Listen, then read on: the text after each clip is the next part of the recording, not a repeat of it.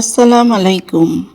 আজ শীতের একটি কালারফুল সবজি ইয়েলো ফুলকপি দিয়ে শিম ভাজি করে দেখাবো। আশা করি পুরো সময়টা সঙ্গেই থাকবেন।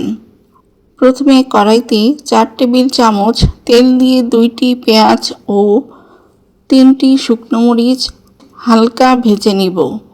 এখন অর্ধেকটা গাজর ও একটি আলু এভাবে লম্বা করে কেটে দিয়েছি। সঙ্গে হাফ চামচ লবণ দিয়ে দিলাম। আলু ও গাজর দ্রুত সেদ্ধ হয়ে যাবে। 3 মিনিটের জন্য ঢেকে দিয়েছিলাম। আলু ও গাজর 50% সেদ্ধ হয়ে গেছে। এখন 1 বাটি শিম, 1 বাটি ইয়েলো ফুলকপি, 2টি কাঁচামরিচ দিয়ে ভালোভাবে মিশিয়ে নিব। ব্রেকফাস্টে এই ভাজি খেতে খুব ভালো লাগে। সকালের নাস্তায় ভাজি খেতে কে কে লাইক করেন কমেন্ট করে লিখে দিবেন। আর একটা কথা, সালাম দিয়ে ভিডিও শুরু করি অথচ আপনারা কমেন্টে সালামের উত্তরটা লিখেন না। আশা করছি এবার থেকে লিখবেন।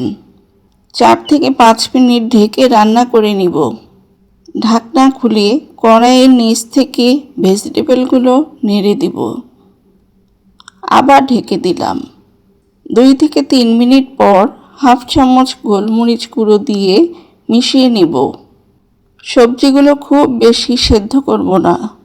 এই পর্যায়ে অল্প ধনেপাতা কুচি দিয়ে দিব। এটা হেলদি একটি খাবার। সবার জন্য এটা পারফেক্ট। স্বাস্থ্য সচেতন ব্যক্তিরা এটা ডিনারে খেতে পারেন। এখন প্লেটে তুলে পরিবেশন করব।